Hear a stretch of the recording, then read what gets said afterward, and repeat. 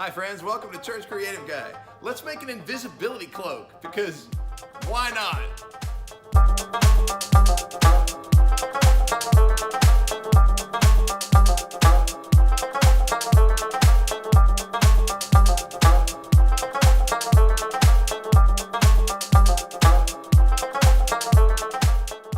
For this project, you're going to need some green fabric. I recommend something spandexy so it won't wrinkle. You're also going to need this stuff called crushed velvet. I recommend black or silver because it looks all invisibility-y.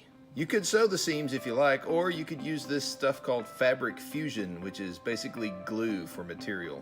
Lay your velvet out on a flat, clean surface with the shiny side up. Next, lay your green material down on top of it and get it as smooth as possible. It doesn't have to be perfect, but the edges should line up. Put a line of the fabric fusion and then push it down little by little. It takes about 2 hours to set, and it can be washable after 24 hours. Also, make sure to leave a part at the bottom unglued.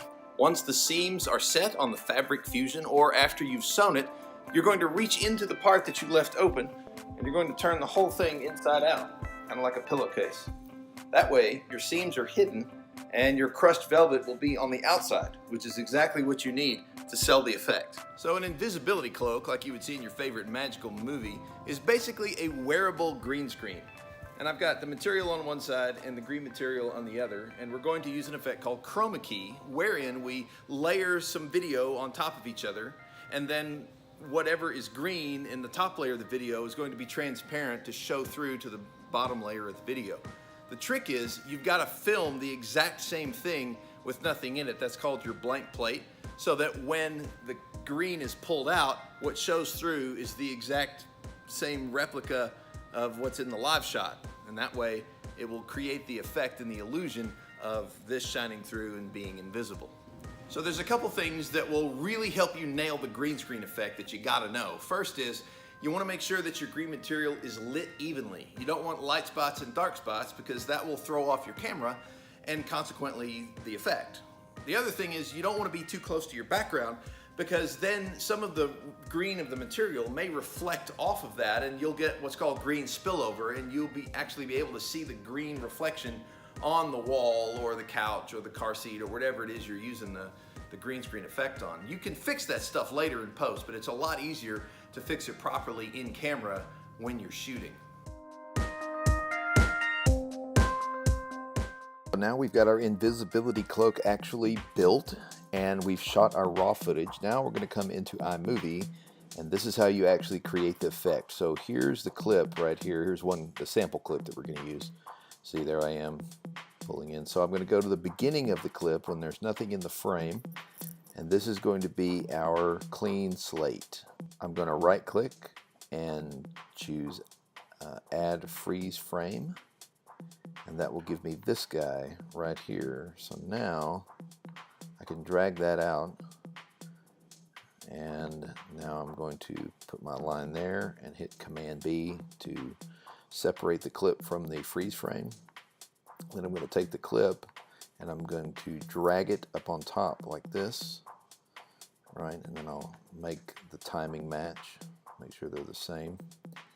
Then I'll come up here and hit this button, choose green, blue screen, and it will turn the invisibility cloak transparent. You can clean it up by hitting this button and kind of making the effect a little more prominent.